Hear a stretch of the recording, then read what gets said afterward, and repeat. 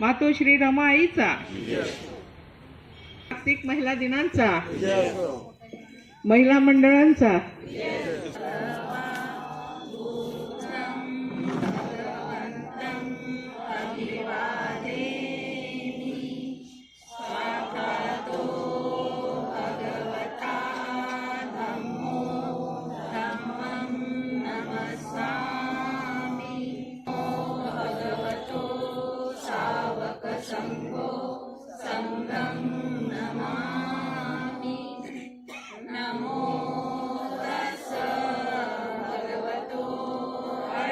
बुद्धीला शिक्षणाचा पाय स्त्रियांच्या शिक्षणाचा पाया तू घातला अशिक्षित अडाणी तू पतीपाशी शिकली मुलींसाठी पहिली शाळा तू काढली दुसरी ओवी गायली तुझ्या धैर्याला दगड गोटे खाऊनी चालवली तू शाळा घराबाहेर काढिले गुंडांनी अडविले धीराने तोंड दिले सगळ्या त्रासाला तिसरी माझी ओवी ग तुझ्या या मानाला हसलेल्या विधवेचा सांभाळ तू केला अबलानी अनाथांचे माय बाप होऊन यशवंत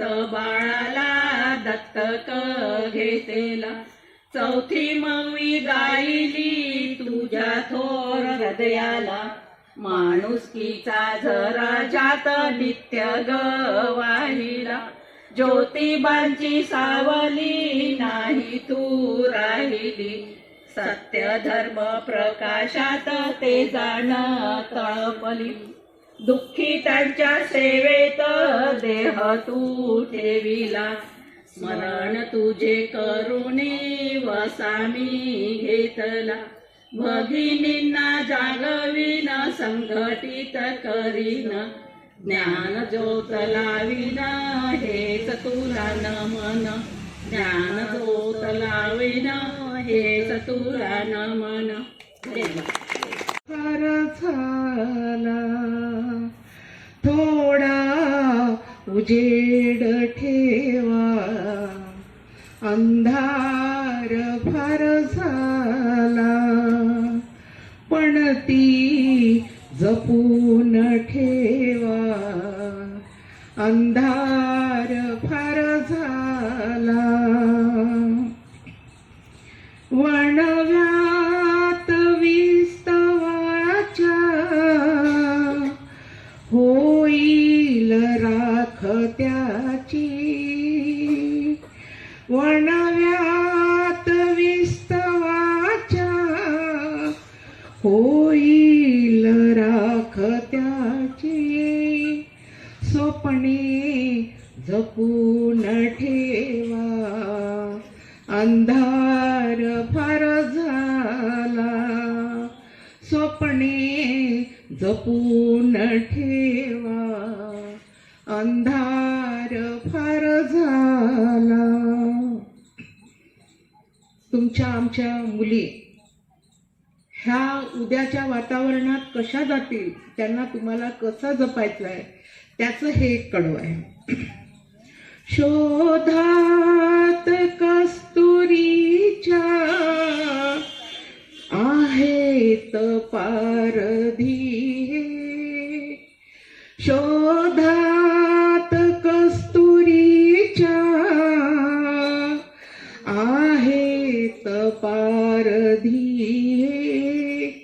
हरणे जपून ठेवा अंधार फार झाला हरणे जपून ठेवा अंधार फार झाला शिशिरातल्या हिमात जे गोठतील श्वास शिशिरातल्या हिमात जे गोठतील श्वास हृदये जपून ठेवा, अंधार फार झाला हृदये जपून ठेवा, अंधार फार झाला. आता परिस्थिती अशी आली आहे की आपण भाऊ भाऊ एकमेकांचे कसे झाले आहे, आपल्या मनात वितृष्ट आले, वैरभावना आलेली आहे. तर ते होऊ देऊ नका. त्याच्यासाठी हे एक गीत आहे. ते म्हणजे ते आपल्यापासून दूर गेलेले आहेत, परंतु ते आपल्याजवळ कसे राहिले पाहिजे ह्याच्या पण 2 ओळी आहेत. ते वाटतील परके आपुलेच श्वास आता, ते वाटतील परके आपुलेच श्वास आता, हातात हात ठेवा, अंधार फार झाला, हातात हात ठेवा, अंधार फार झाला. आणि ह्या नात्यांमध्ये कशी विस्मृती झालेली आहे ते पण आहे. आले चहू दिशांनी तुफान विस्मृतीचे, जे बाबासाहेबांनी आम्हाला सांगितलं तर काय केलं पाहिजे, आपण ते विसरत चाललेलो आहे.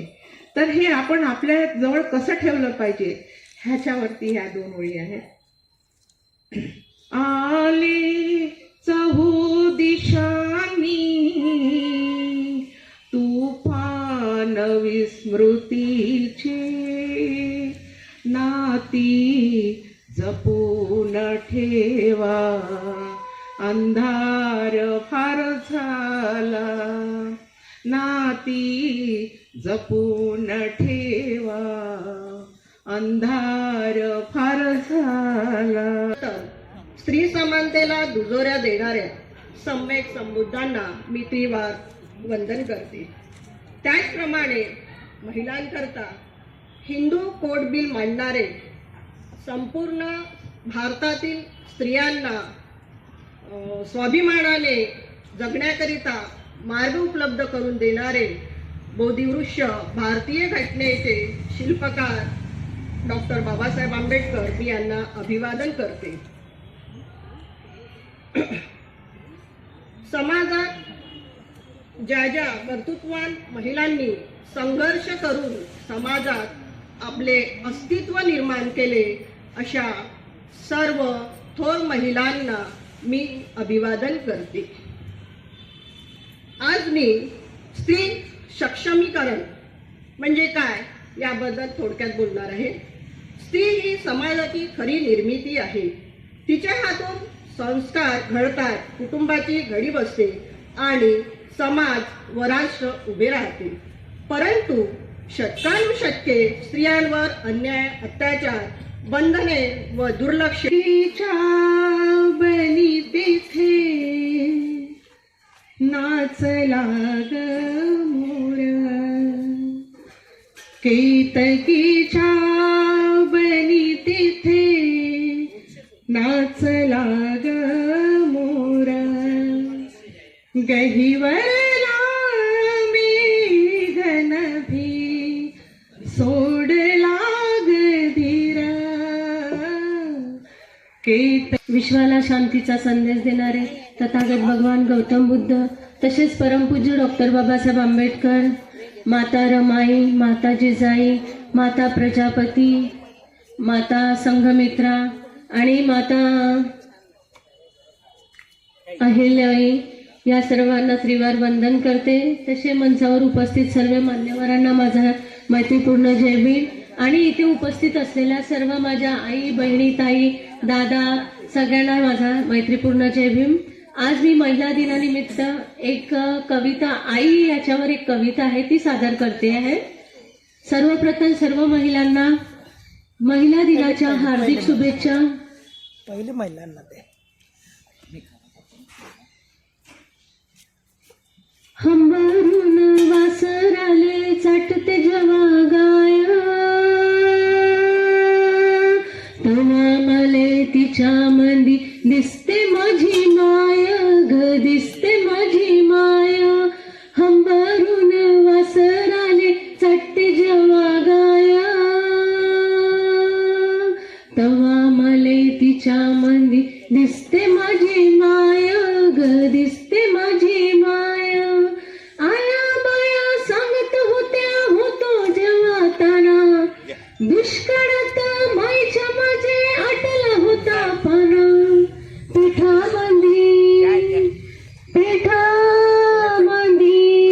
पिठामंदी पाणी टाकून मले पाजूत जाय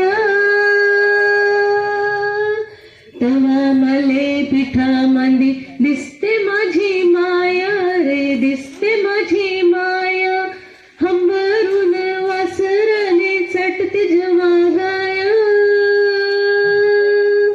तेव्हा मले तिच्या मंदी दिसते माझी माय रे दिसते माझी माय काट्या कुट्या वेचायला माय जय राणी पायात नसे वाहन तिची फिरे अनवाणी काट्या कुट्यालाही तिच्या मानत नसे पाय तवा मले काट्यामंदी दिसते माझी माय रे दिसते माझी माय हंबरून वासराने चटते जेव्हा गाय तवा मले तिच्या मंदी दिसते माझी माय रे दिसते माझी माय बाप माझा रोज लावे मायच्या मग टुमन बसा झाला शिक्षणात घेऊन हाती रुमन शिकून शान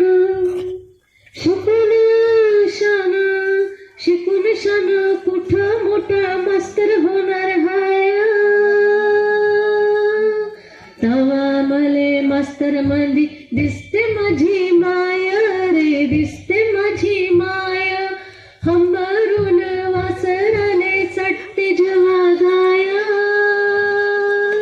तवा मले तिच्या मंदी दिसते माझी माय रे दिसते माझी माय दारू पिऊन माये जाई जवा माझा बाप दारू पिऊन माये मारी जवा माझा बाप थर थर कापे याना लागे तिला धाप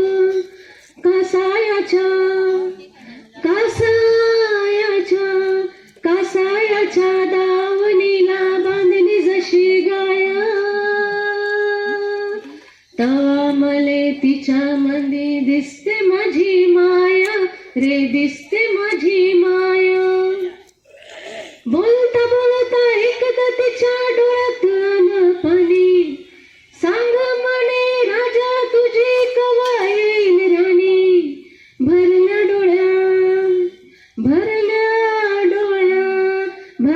डोळ्यात कधी पाहिन दुधावरची साया तवा मले साई मंदी दिसते माझी माया रे दिसते माझी माया हंबरून वासराने चाटते जेव्हा गाय तवा मले तिच्या मंदी दिसते माझी माया रे दिसते माझी माया म्हणून म्हणतो आनंदाने भरावी तुझी वटी पुन्हा एकदा जन्म घ्यावा माये तुझ्या पोटी म्हणून म्हणतो आनंदाने भरावी तुझी वटी पुन्हा एकदा जन्म घ्यावा माये तुझ्या पोटी तुझ्या चरणी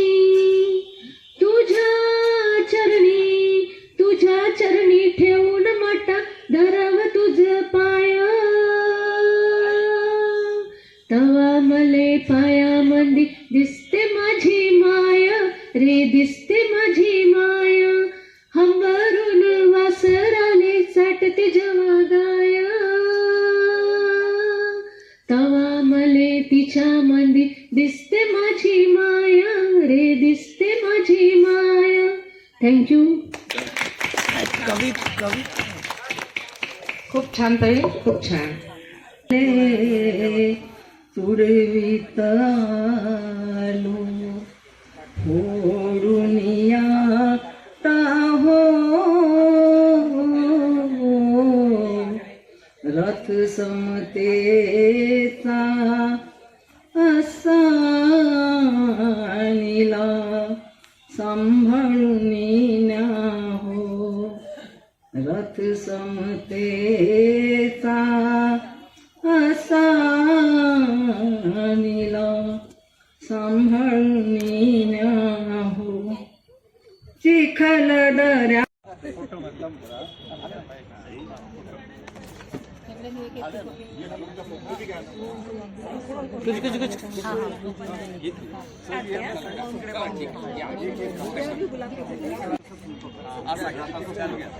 तुमची जिम्मेदारी जास्त आहे, कारण का तुम्ही आम्हाला घडवणारा वर्ग आहात. You are the first teacher. असा कर, तसा नका करू, असा बोल, तसा बोल, हा कोण सांगते? आम्हाला कोण सांगितलं ना? आमच्या आईने सांगितलं. मेरे माता पिता उनको खुद को भी पता नहीं था कि वो पहली में गए या नहीं गए करके. उनको यह भी पता नहीं था कि उनकी डेट ऑफ बर्थ क्या है करके. कुड यू अंडरस्टैंड दैट? इसीलिए मैंने आपको सवाल किया की इथं येऊन बोलून फक्त आणि फक्त आम्ही बोलणार, तुम्ही ऐकणार, आणि तुम्ही काही ऐकणार, काही नाही ऐकणार, आणि तुम्ही चालले जाणार. त्यात काय अर्थ आहे तुम्ही सांगा बरं. ह्या कार्यक्रमासाठी तुम्ही टाइम दिला ना, तुम्ही ट्रेजर दिला, आणि तुम्ही तुमची टॅलेंट पण दिली, पण हे सगळे मिळून काहीतरी रिझल्ट झाला पाहिजे ना, काही आउटकम तर आल्या पाहिजे. आणि नाही तर तुम्ही वारंवार टाइम, ट्रेजर आणि टॅलेंट देणार आणि त्याचा रिझल्टही काही नाही येत गेला, तर तुम्ही तर चांगले राहणार आता, पण येणारी पिढी, तुमचे मुलं मुली चांगल्या ठिकाणी असतील आता, पण सगळेचे सगळे आहेत का? आणि बाकीचा जो आपला समाज आहे, बहुजन समाज आहे, रंजले गंजलेले लोक आहेत आताही खेड्यापाड्यामध्ये आमचे, त्यांचा विचार कोण करेल हो? इथून नागपूरवाले नाही करणार का? आणि तिथं का बरं आम्ही जाऊ शकत नाही, इकडे तिकडे फिरू शकत नाही, त्यांच्यासोबत हितगुज नाही करू शकत का? की आमचा झाला आता तो खेळा गेला आणि आम्ही इकडे झालो रुजू. We have to understand all this things. Who will care about all this? Babasaheb विचार केला असता तर कोलंबियालाच राहिले असते, अमेरिकालाच राहिले असते ना, जाऊन आता राहतात ना, खमटतात ना तिथं मोठ्या मोठ्या कंपनीमध्ये. सामाजिक न्याय विभागाची स्कॉलरशिप घेऊ जातात आणि कुठं बसतात तर त्याच्या नावात निशाण पण नसते. आहेत साहेब इथं, त्यांच्याकडे पूर्ण डाटा आहे, सांगतील आता. हु विल थिंक अबाउट ऑल दिस? आप और हम तभी इन चीजों के बारे में बात कर सकते हैं, आगे ले जा सकते हैं, जब हम अपने घर में इन चीजों को समझे, पता करें, जानने की कोशिश करें. काय लिहिलं आहे वाट? आपल्या मुला मुलींना, अपने लड़के लड़कियों को हम जब पुस्तकें पढ़ाते हैं स्कूलों की, तो साथ में उनको एक्सरसाइज दीजिए बाबा साहब की पुस्तक का. एक पॅराग्राफ वाचतो बाबा, काय आहे तिथं, आणि मला सांग. एक पॅराग्राफ वाच आणि मला सांग, आणि त्याचा निचोड काय आहे, त्याचा सारांश काय आहे तेही सांग. हम ये कर रहे क्या? ये सारी चीजें कर रहे क्या? तुम्ही इकडे माझ्याकडे पहा, मी तुम्हाला विचारत आहे. जेव्हा प्रश्न विचारतो तर मी इकडे तिकडे पाहतो. आता काय क्लास नाही आहे हा हो? हम कर रहे हैं क्या ऐसे? और कौन करेगा? महिला दिन का रिलेवेंस तो इसमें है ना कि हम करें, सशक्तिकरण करें, लेकिन सशक्तिकरण तब हो सकता है जब उसकी जानिव रहेगी, उसकी डिजायर रहेगी, और उसके लिए हम स्ट्रेंथ खड़ा करेंगे आप सब लोग मिलके. आम्हाला संविधानामध्ये जे अधिकार दिलेले आहेत सगळ्यांना, तर त्या संविधानच्या कोणत्या पार्ट मध्ये आहेत? किस पार्ट में है संविधान के? किस पार्ट में है? हम सब लोगों को जो संविधान ने मूलभूत अधिकार दिए हैं वो संविधान के किस पार्ट में है? हाँ, तुमच्या घरी सगळ्यांच्या घरी तर संविधान आहे. आता संविधान बचाव आंदोलन में आप सब लोग जा रहे हो. संविधान की जागरूकता बढ़ाओ के आंदोलन में भी आप अग्रणी रहे हो. तो तुमच्या सगळ्याच्या घरी संविधान आहे की नाही आहे? आहे ना? जोर से बोलिए आप. है, सबके घर में है. इकडून नहीं आवाज, माता बहने है, बोलिए, जोर से बोलिए. है.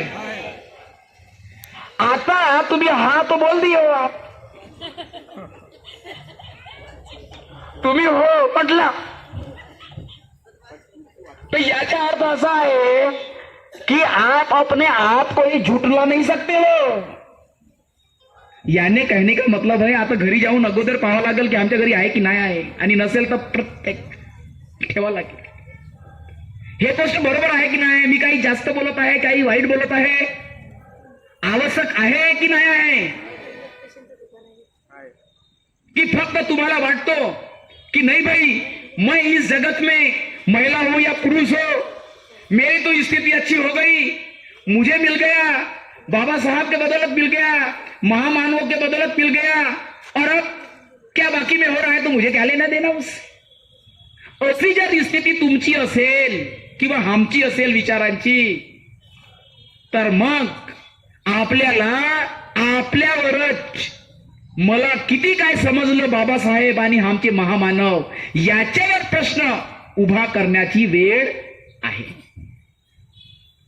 आणि म्हणूनच मी हे तुम्हाला विचारत आहे की बाबा, जर तुम्ही आपल्या घरी संविधान ठेवत नाही तर तुम्हाला कसं कळेल की महिलांचे अधिकार काय आहेत, किती आहेत, काय म्हटलं गेलेलं आहे तिथं.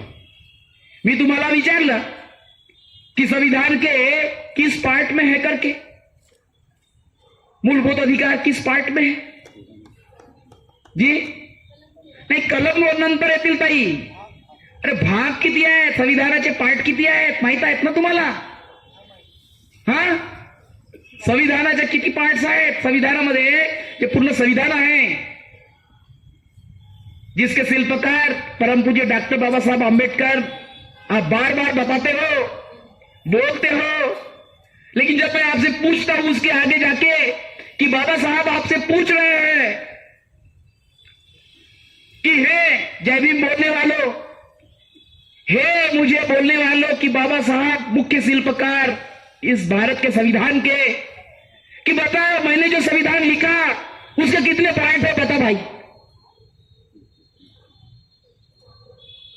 22 भाग आहेत त्याचे, 22 असे बनलेले, म्हणजे वेगवेगळे विषय, वेगवेगळे विषय 22 भाग.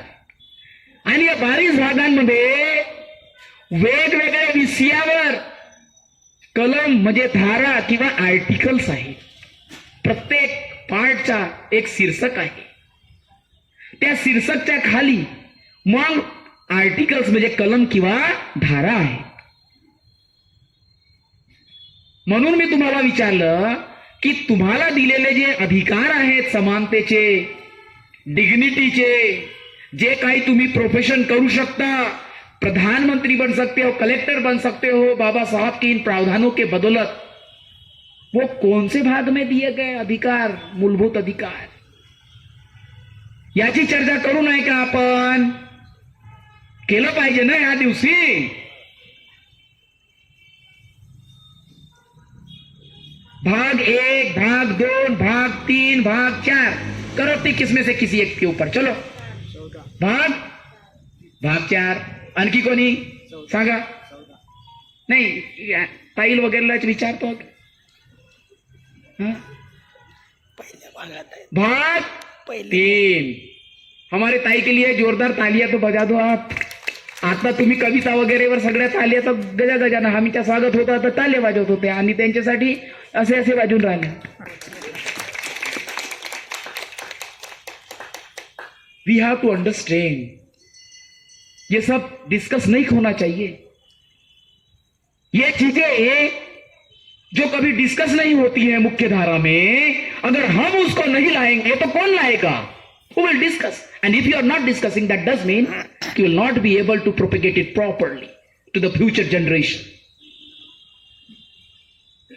ये हमारी और आपकी जिम्मेदारी है कि प्रत्येक जयंती को, प्रत्येक कार्यक्रम को इस तरीके से बदल दो कि वह आगे की जनरेशंस के लिए नई सीख के रूप में हो, कुछ सीखे, कुछ समझे, जाने. पहा आजकाल जयंती वगैरे होतात तर कसा आलम आहे. आम्ही नकार देतो. का बरं? इकडे लोक येते जाते राहतात, इकडे जेवण सुरू असते, इकडे बोलणारे असतात, मग त्याच्यानंतर मनोरंजनाचा मग कार्यक्रम होतो आणि देअर एंड्स द मॅटर. कोण ऐकते, काय नाही ऐकते, किती ऐकलं, किती गेला, काय नाही. काही काही तर आणखी वेगवेगळ्या गोष्टी होत असतात. तुम्ही समजून राहिला मी काय म्हणत. ह्या सगळ्या गोष्टीवर प्रत्येक कार्यक्रमाला एक कॅडर प्रमाणे, एक ट्रेनिंग कॅम्प प्रमाणे बनवणे हे आमची जिम्मेदारी आहे, आपली जिम्मेदारी आहे. आणि तिथं तुम्ही लोकांचा सहयोग आणि सहभाग, active participation is that is what is required. म्हणून मी हे सगळं विचार. मी काही असा विद्वान इथे दसत आहो किंवा माझी इच्छा है, मेरी इच्छा है कि मैं आपको ज्यादा दिखाने के लिए कोशिश करिए. तो सब लोगों को, यूपीएससी के एग्जाम देने वालों को ये प्रश्न आते हैं. आता 2-3 दिवसा अगोदर आलेला आहे त्याच्याकडे, या कोई भी एग्जाम की. तो ये जो हमारे ताई ने बताया कि संविधान के भाग 3 में आपको मूलभूत अधिकार दिए गए हैं और उसमें धारा 12 से लेकर धारा 36 तक आपको मूलभूत अधिकार दिए गए. उसमें आप देखोगे कि धारा 14 जिसका बार बार हमारे यहां जिक्र होता है इधर उधर, धारा 15, धारा 16, हे खास आप लोगों के लिए भी है. उसमें इन सारी चीजों का डिस्कशन करना, चर्चा करना, ये आप लोगों के लिए भी उतना ही जरूरी है. क्योंकि आप लोग जितनी ज्यादा इस बारे में चर्चा करेंगे घर में भी, टीवी देखने के बजाय, तुम्ही घरी ऐसे मना पुष्करदा कि नहीं यार चलो टीवी की जगह हम कुछ डिस्कस करते हैं ना, कोई टॉपिक लेते हैं, लेट अस डिस्कस समथिंग. होऊ शकत नाही का हा? नाही सांगा तुम्ही, नाही होऊ शकत का हा? असा एवढा तरी होऊ शकत आहे. करा, प्रयत्न करा और आप देखोगे कि ये चर्चा का विषय आपके घर से जब निकलेगा, उसकी जानकारी रहेगी, तो स्वाभिमान और कॉन्फिडेंस के साथ में, पूरी ताकत के साथ में, पूरी शिद्दत के साथ में उन चीजों को जो रिक्वायर्ड है आज बताने के लिए, इधर उधर प्रोपेगेट करने के लिए, वो आपको दिखेगा. आप ये मत समझिए कि ये सारा का सारा ज्ञान इस तरफ वाले हम लोगों का ही एक अधिकार है और होना चाहिए. लेकिन आप लोगों को भी असर्ट करना पड़ेगा, अपने आप को पहल करनी पड़ेगी, घर से भी क्यों न हो. तब आप लोगों को आंदोलन में और संगठनों में भी आप लोग अपने आप को अच्छे से असर्ट कर सकते. आप सब लोग घर में, जब हम सब लोगों के लिए कई बार ज्यादातर खाना बनाते हैं, किचन में रहते हैं, तो आप लोगों को ऐसा लगता है कि this is my area, this is my domain, I should dictate this. तुम्ही सांगू नका इकडे तिकडे, हा it is my domain, I should dictate all this. Let me ask you one thing, why you should not dictate the library in your house? Why can't you dictate the writing table in your house? Why can't you dictate the sofa where you will find so many books? क्यों नहीं आप कर सकते? वो भी तो आपका dictation, वो भी तो आपका डोमेन है ना. हे आपल्याला लक्षात वी हैव टू अंडरस्टैंड दिस. तभी आप देखेंगे कि हमारी जब मूवमेंट में और ऑर्गेनाइजेशन में बाबा साहब की विचारधारा को आगे ले जाने वाली, क्योंकि आप यकीन मानिए, आप और हमारी जिंदगियां किसी भी देश की नीतियों के माध्यम से नीतियों पर आधारित होती है। आपका जीवन कैसा होगा, आपकी आने वाली पीढ़ियों का जीवन कैसे होगा, वो किसी भी मुल्क की नीतियों पर आधारित होता है। और नीतियों को कौन निर्धारित करता है? कानून को कौन निर्धारित करता है? विचारधाराएं निर्धारित करती है। जिस तरीके की विचारधारा और उन विचारधाराओं पर आधारित जो सरकारें बनती है, उसके आधार पे नीतियां बनती है, उसके आधार पे समाज में दिखता है, उसके आधार पर आगे की जनरेशंस बनने लगती है। हमको, आपको ये सोचना पड़ेगा इसके प्रति गंभीरता से। हर घर से विचारधारा और संगठन के माध्यम से आगे ले जाने वाले हमारे साथी बने, इसकी आज जरूरत है जानने वालों की। आप सब लोगों ने मुझे आज यहां पर बोलने का मौका दिया। इतने बड़े हमारे वरिष्ठ सामाजिक कार्यकर्ताओं के सामने, वरिष्ठ माता बहनों के सामने मुझे बोलने का आप लोगों ने अवसर दिया, उसके लिए मैं आप सब लोगों का शुक्रिया अदा करता हूं, साधुवाद कहता हूं।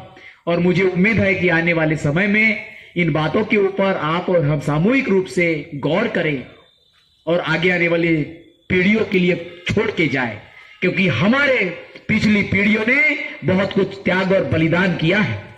अगर हम नहीं कुछ कर सकते हैं तो आगे आने वाली पीढ़ियां हमारे ऊपर भी उंगलियां उठाएगी। हमको कुछ अधिकार नहीं है उंगलियां उठाने का। इन चंद शब्दों के साथ में आज अंतर्राष्ट्रीय महिला दिवस के उपलक्ष्य में आप सब लोगों को मंगल कामनाएं देता हूं, महामानवों को अभिवादन करता हूं और हम सब लोग इस कारवा को आगे ले जाएंगे। इसी आशावाद के साथ में मैं अपनी वाणी को विराम देता हूं। Thank you so much. Jai Bhim. आहेत सन्माननीय सिद्धार्थजी गायकवाड साहेब हे अतिरिक्त समाज कल्याण विभागामध्ये कार्यरत आहेत। त्यांचं पण मला थोडंसं त्यांच्याबद्दलही माहिती सांगितली पाहिजे, कारण हे एवढे मोठे लोक आमच्यामध्ये येऊन आपली ड्युटी करून, आपलं काम करून, कुटुंब सांभाळून, समाज सांभाळून, नोकरी सांभाळून हे आमच्या जवळ येतात, आम्हाला 2 शब्द सांगतात। हे कसे घडले, यांनी काय काय केलं, यांचा आदर्श आमच्या समोर राहावं म्हणून आम्ही आपल्याबद्दल इथे जे काही आपण कार्य केलेले आहेत त्याबद्दल मी इथे सांगेल। थोडा वेळ जरूर लागेल, परंतु आपण ऐकून घ्यावं। तर मूळचे राहणारे मांडळ इथले गावचे नागपूर जिल्ह्यामध्येच आहेत। साहेबांचं शिक्षण PSW कॉलेजमध्ये झालेलं आहे, जे नागपूरला आहेत। त्यांनी DED BEd नागपूरमधूनच केलेले आहेत। दुसरं BA मराठी त्यांनी लिटरेचरमधून केलेलं आहे। MA त्यांनी इकॉनॉमिक्स आणि हिस्ट्रीमधून हिस्ट्री या विषयामध्ये राष्ट्रसंत तुकडोजी महाराज नागपूर या युनिव्हर्सिटीमधून केलं। MSW झालेले आहेत। सोशल मास्टर ऑफ सोशल वर्कमध्ये नागपूरमधूनच युनिव्हर्सिटीमधूनच केलं आहे। ते LLB झाले, फर्स्ट इयर केलं त्यांनी। त्याच्यानंतर त्यांनी PhD केलेलं आहे। PhD in SC ST women's social and economics ह्या डेव्हलपमेंट इन महाराष्ट्र ह्या विषयामध्ये त्यांनी PhD मिळवलेली आहे। साहेबांचं सुरुवातीला त्यांनी DED BEd केल्यानं ते टीचर होते जालन्याला। त्याच्यानंतर त्यांनी नागपूर जिल्ह्यामध्ये ते 2000 ते 2008 पर्यंत त्यांनी इथे नोकरी केली जिल्हा परिषदला। त्याच्यानंतर सिनियर एक्सटेन्शन ऑफिसर म्हणून नागपूरला एज्युकेशन डिपार्टमेंटमध्ये 2008 ते 2010 पर्यंत ते कार्यरत होते। त्याच्यानंतर assistant commissioner social welfare Nagpur इथे 2010 ते 2013 पर्यंत ते कार्यरत होते। त्याच्यानंतर त्यांनी डिस्ट्रिक्ट सोशल वेलफेअर ऑफिसर जिल्हा परिषद इथे ते कार्यरत होते। त्याच्यानंतर डेप्युटी कमिशनर म्हणून ते कास्ट स्क्रुनिटी कमिटी म्हणजे जात पडताळणी विभागामध्ये भंडाऱ्याला त्यांनी 2016 ते 2017 मध्ये त्यांनी आपली सेवा दिलेली आहे. त्याच्यानंतर regional deputy commissioner social welfare department Nagpur 2017 ते आतापर्यंत ते नागपूरला सामाजिक न्याय विभागामध्ये कार्यरत होते. सध्या ते चंद्रपूरला आहेत. तर हा त्यांचा ग्राफ आहे. बघा, माणूस शिकून नुसते थांबले नाही तर त्यांनी आपली प्रगती कशी उंच केली हे यांच्यापासून शिकण्यासारखं आहे. सरांना त्यांचं एक दुसरं आहे की ते डॉक्टर बाबासाहेब आंबेडकर समता प्रतिष्ठान इन महाराष्ट्र ते चीफ कोऑर्डिनेटर आहेत. त्याच्यानंतर त्यांचे दुसरे आहे Mahatma Jyotiba Phule research and training institute चे नागपूर यांचे हे डायरेक्टर सुद्धा आहेत.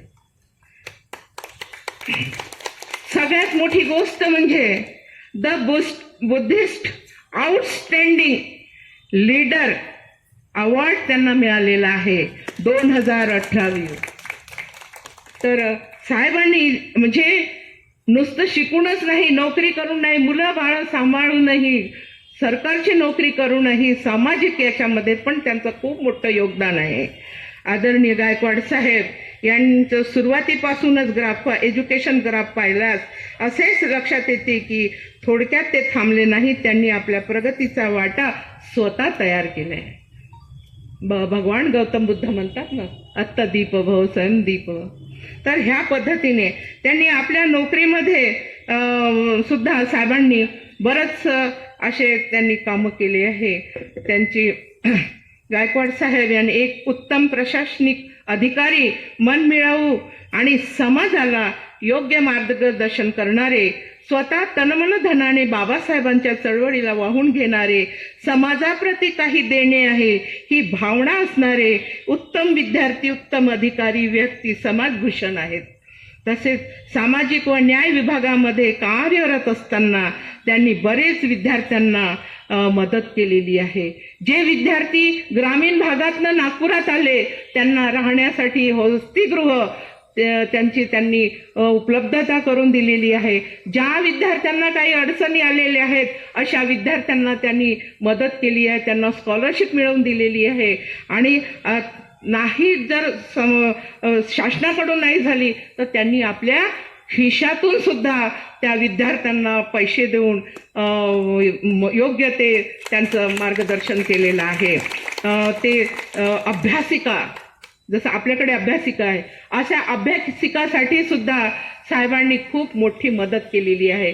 स्वतः 30-30, 40-40 हजार रुपये स्वतःच्या कडून जवळून देऊन त्यांनी अभ्यासिका जे मुलांना घडवतात, शिकतात, ग्रामीण भागातून आलेले विद्यार्थी, गरीब विद्यार्थी यांच्यासाठी अभ्यासिकेसाठी त्यांनी खूप मोठा प्रयत्न केलेला आहे आणि करतच आहे. दुसरं, त्यांनी धार्मिक कार्यामध्ये त्यांचा खूप मोठा वाटा आहे. उंटखाना येथील धम्मसारथी भंते यांच्या विहाराला त्यांचं खूप मोठं योगदान आहे. त्यांचा तिथे बऱ्याचशा वस्तू त्यांनी तिथे पुरवलेल्या आहे. त्यांनी सामाजिक सांस्कृतिक कार्यामध्ये त्यांचा खारीचा वाटा आहे. डॉक्टर बाबासाहेबांच्या मतानुसार जो विद्यार्थी समाजातून शिकून नोकरीला लागतो त्याने आपले कुटुंबाचे भले तर केलेच पाहिजे, परंतु ते करताना समाजाचे सुद्धा ऋण समजून कार्य करावा ही विचारधारा तंतोतंत साहेबांनी पाळलेली आहे. सर्व समाजात मदत करताना त्यांच्या कुटुंबावर एक फार मोठं संकट आत्ताच येऊन गेलेलं आहे. साहेबांना एक मुलगा आणि एक मुलगी असे 2 अपत्य होते आहेत. तर मुलगा त्यांचा 13 वर्षाचा होता, ज्याला कॅन्सर डिटेक्ट झाला होता आणि तो 10 नोव्हेंबरला 2025ला आत्ताच 2 महिने तर तो एक्सपायर्ड झाला, गेलेला.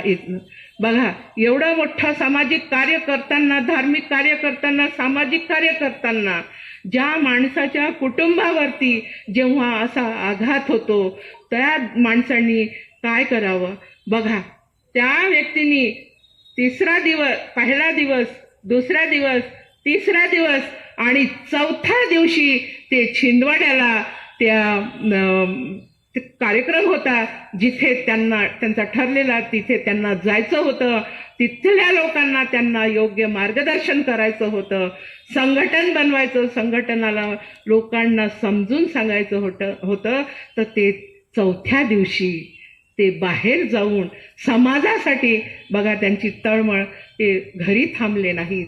असे हे मोठे व्यक्तिमत्व असलेले, असे आमचे समाजभूषण असलेले सन्माननीय सिद्धार्थजी गायकवाड साहेब आपल्या इथे आलेले आहेत आणि त्यांचे सुद्धा आपण टाळ्यांनी भरपूर स्वागत करू.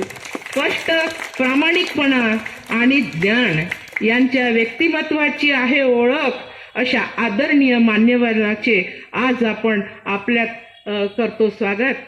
त्यांना आपले वक्तव्य सांगण्यासाठी ते पाचारण करत आहेत. साहेब आपण यावं आणि इथे दोन शब्द नाही साहेब, आम्हाला आपलं मार्गदर्शन करावं, कारण की आपण सामाजिक समाज कल्याण विभागात कार्यरत आहेत. तर समाजासाठी आमच्या लोकांसाठी काही योजना असतील त्या आपण सांगू. त्याच्यासाठी वाटल्यास एक दिवस कार्यशाळा ठेवू. तर मी त्यांना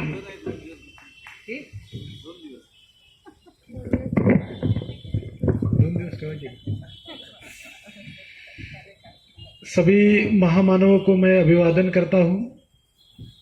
आदरणीय इस विचार मंच पर उपस्थित हमारे मित्र साथी, जो कि पिछले 3 दिन से हम लोग ब्रह्मपुरी में हमारे लोगों को कंटिन्यूसली दिन भर एक वर्कशॉप करके आए हैं.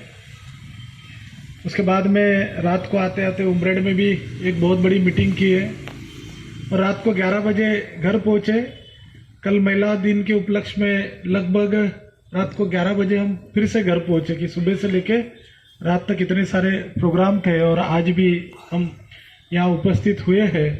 तो ऐसे जिन्होंने अभी भी मार्गदर्शन आपको किया है, ऐसे हमारे साथी आदरणीय धनंजय बंजारी साहब, जो कि इनकम टैक्स कमिश्नर के रूप में अभी नागपुर में कार्यरत है,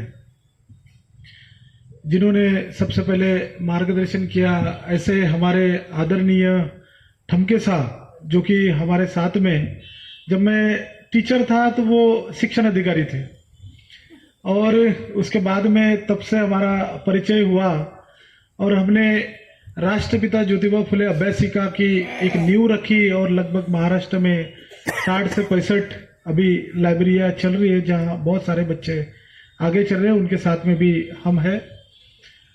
उसके पश्चात में हमारे आदरणीय यहाँ पे उपस्थित इस कार्यक्रम के अध्यक्ष आदरणीय अरविंद जी काटकर साहब, हमारे आदरणीय कुमार साहब, जो हमारे काफ़ी अच्छे मित्र भी है और मैं शायद एक बार इस जगह पे आया हूँ इसके पहले भी उनके माध्यम से. आदरणीय ढोरेताई, सुनंदाताई यहाँ उपस्थित, जिन्होंने जैसा कि कहा है कि इस बाबा साहब के विचारों को आगे बढ़ाने के लिए पूरा जीवन समर्पित किया. ऐसे हमारे बैठे हुए सभी साथी. एक बात मुझे बड़ी विचार करने वाली लग गई कि बंजारी साहब कह रहे थे कि भाई